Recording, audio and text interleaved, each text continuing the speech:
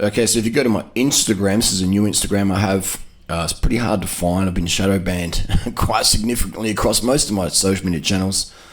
But that's the go. That's how we roll here. So we have this bicycle crash here. This was in the Tokyo Olympics just recently. Alex Porter, Australian team pursuit rider, had these bars fail on him. They look like they're titanium.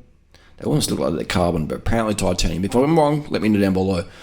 People said, is this the Argon bike recall? This is an Argon frame. They did have a recall, but it wasn't this part. This part is not supplied by Argon. It's supplied by an Australian company called Bastion, I think it's called.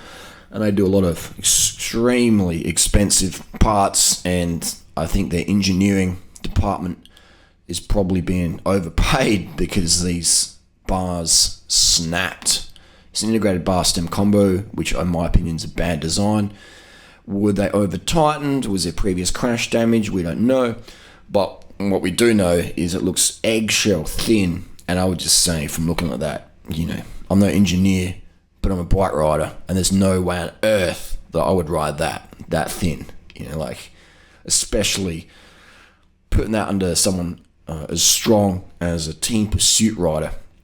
The incredible forces that go through that is just, it's insane. So things need to be over-engineered versus overpriced. And unfortunately, in 2021, we are seeing some crazy prices on bikes and parts, but they're Gen 1 stuff, and the rider or the consumer is the beta tester.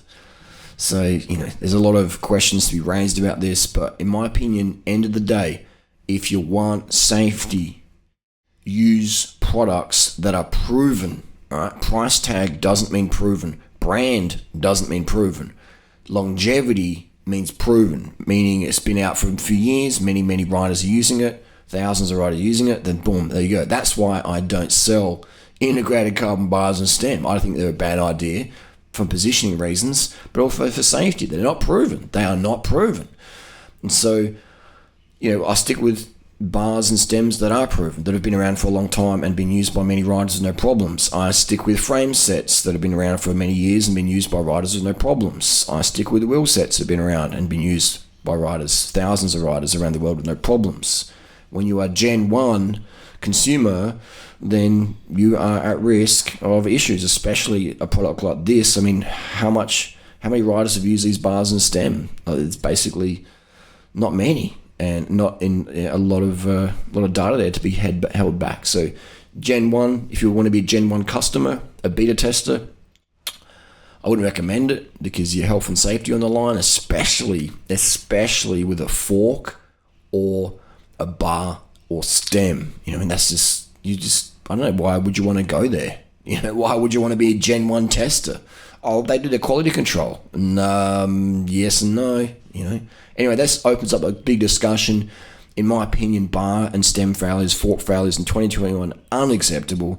It's very, very lucky this Alex guy just came off relatively unscathed, just a bit of skin, a bit of rough and tumble, but great example of just getting it done. Got back on the spare bike, punched out the pretty fast pursuit time. So did this cost Australia gold medal?